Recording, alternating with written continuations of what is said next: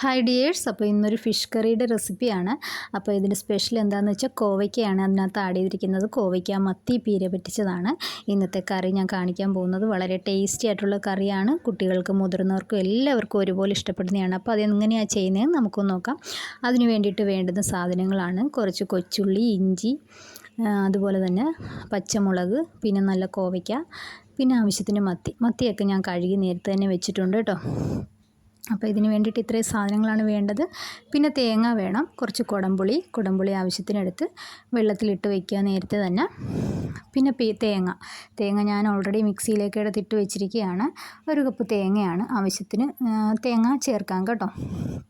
അപ്പോൾ ഈ തേങ്ങയിലേക്ക് നമുക്ക് കൊച്ചുള്ളിയും ഇഞ്ചിയും മഞ്ഞൾപ്പൊടി ഇത്രയും സാധനങ്ങൾ നമുക്ക് തേങ്ങയിലേക്ക് ഇട്ട് കൊടുക്കാം. അപ്പോൾ അതൊക്കെ ഒന്ന് ആദ്യം ഞാൻ തേങ്ങയിലേക്ക് ഇട്ട് കൊടുക്കുകയാണ് കേട്ടോ. പച്ചമുളക് വേണമെങ്കിൽ ചതച്ചെടുക്കുക. അപ്പോൾ ഞാൻ കുട്ടികൾക്ക് കൊടുക്കേണ്ടതിനാൽ ഞാൻ തേങ്ങയുടെ കൂടെ ഞാൻ ചതയ്ക്കുന്നില്ല. പച്ചമുളക് സെപ്പറേറ്റ് കട്ട് ചെയ്ത് ചേർക്കുകയാണ് ചെയ്തത് കേട്ടോ. അപ്പം എരിവ് ആവശ്യത്തിനുള്ളവർ തേങ്ങയുടെ കൂടെ തന്നെ ഇട്ട് ചതച്ചെടുക്കാവുന്നതാണ്.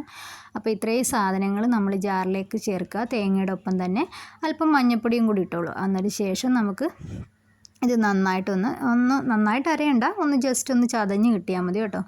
നന്നായിട്ടൊന്ന് ചതച്ചെടുക്കുക. പിന്നെ ഒരു കാര്യം കൂടെ ആഡ് ചെയ്യാൻ ഞാൻ മറന്നുപോയി, അതൊന്നുകൂടെ കാണിക്കുകയാണ്. പെരുംജീരകം കൂടി കുറച്ച് അതിലേക്ക് ഇടുക. എന്നിട്ടൊന്ന് ജസ്റ്റ് ഒന്ന് ചതച്ചെടുത്താൽ മതി കേട്ടോ. അതിനുശേഷം ഈ കോവയ്ക്കായും പച്ചമുളകും എല്ലാം ആ പീരയുടെ കൂടെ ചേർത്ത് നമ്മുടെ കൈ കൊണ്ട് തന്നെ നന്നായിട്ടൊന്നിങ്ങനെ കുഴച്ചെടുക്കുക. അരപ്പ് എല്ലാത്തിലും ഒന്ന് മിക്സ് ചെയ്ത് വരണം. അതേ രീതിയിൽ നന്നായിട്ട് കുഴച്ചെടുക്കുക. കുഴച്ചെടുത്തതിന് ശേഷം നമ്മൾ കഴുകി വൃത്തിയാക്കി വെച്ചിരിക്കുന്ന മത്തി ഉണ്ടല്ലോ, അതുകൂടി അതിൻ്റെ കൂട്ടിലേക്ക് ആഡ് ചെയ്യുക. അതുകൂടെ നന്നായിട്ട് അങ്ങ് കുഴച്ചെടുക്കുക. നന്നായിട്ട് കുഴച്ച് പീര എല്ലായിടവും പിടിച്ചു എന്ന് ഉറപ്പ് വരുമ്പോൾ കുറച്ച് വെള്ളം, നമുക്ക് മത്തി വെന്ത് കിട്ടണമല്ലോ, വെള്ളം ഒരുപാട് വേണ്ട, അല്പം വെള്ളം ചേർക്കുക. പിന്നെ പുളി പിഴിഞ്ഞ വെള്ളവും പുളിയും കൂടെ ചേർക്കുക. എല്ലാം കൂടെ നന്നായിട്ടൊന്ന് കുഴച്ച് പിടിപ്പിക്കുക. പിന്നെ ഒരല്പം പച്ച വെളിച്ചെണ്ണ ഒഴിക്കുക. അത് ഞാൻ വീഡിയോയിൽ എടുക്കാനായിട്ട് മറന്നുപോയി കേട്ടോ. അല്പം പച്ച വെളിച്ചെണ്ണ കൂടെ മുകളിലേക്ക് ഒഴിക്കുക. അതിനുശേഷം ആവശ്യത്തിന് വെള്ളമൊക്കെ ചേർത്ത് അടുപ്പിലേക്ക് വെക്കുക. നന്നായിട്ട് സ്പൂൺ കൊണ്ട് നന്നായിട്ട് ഇങ്ങനെ പൊത്തി വെക്കണം കേട്ടോ. ആവശ്യത്തിന് ഉപ്പും എല്ലാം ചേർത്ത് നന്നായിട്ട് പൊത്തി വെച്ച് അടച്ച് വെച്ച് നന്നായിട്ട് കുക്ക് ചെയ്തെടുക്കുക. അപ്പോൾ നമ്മൾ സ്റ്റൗവിൽ വെക്കുമ്പോൾ ആദ്യം തന്നെ ഫ്ലെയിം ഇച്ചിരി കൂട്ടി തന്നെ വെച്ചേക്കുക. കൂട്ടി വെച്ച് പിന്നെ നന്നായി അടച്ച് വെച്ച് ഒരു 10-15 മിനിറ്റ് കഴിയുമ്പോൾ തന്നെ തിളച്ച് വരുമ്പോൾ നല്ലൊരു സ്മെല്ലൊക്കെ വരും കേട്ടോ. തിളച്ച് വരുമ്പോൾ ഒരല്പം വെളിച്ചെണ്ണ കൂടി മുകളിലേക്ക് ഇങ്ങനെ ഒഴിച്ചു കൊടുക്കുക. അതിന് ശേഷം അടച്ച് വയ്ക്കുക. പിന്നെ തിളച്ച് കഴിയുമ്പോൾ ഫ്ലെയിം നമുക്ക് ലോ ഫ്ലെയിമിലാക്കി വെക്കാം.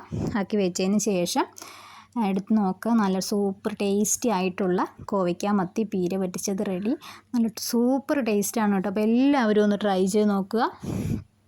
അപ്പം കൂടുതൽ മത്തിയൊക്കെ കിട്ടുമ്പോൾ നമ്മൾ മത്തിക്കറി, മത്തി മുളകിൽ വെച്ചതൊക്കെ ചെയ്ത് നോക്കിയിട്ടുണ്ട്. അപ്പോൾ ഇത് ആദ്യമായിട്ടാണ്. അപ്പം പച്ചക്കറിയൊക്കെ ആഡ് ചെയ്യുന്നതിനാൽ കുട്ടികൾക്കും ഒക്കെ കൊടുക്കാം. നല്ല സൂപ്പർ ടേസ്റ്റാണ്. അപ്പോൾ എല്ലാവരും ഒന്ന് ചെയ്ത് നോക്കുക. ചെയ്ത് നോക്കിയിട്ട് കമൻറ്റ് അറിയിക്കുക. അപ്പോൾ വീഡിയോ ഇഷ്ടമായ എല്ലാവരും ലൈക്ക് ചെയ്യുക, സബ്സ്ക്രൈബ് ചെയ്യുക. പുതിയൊരു വീഡിയോ ആയിട്ട് കാണാം. Okay, by.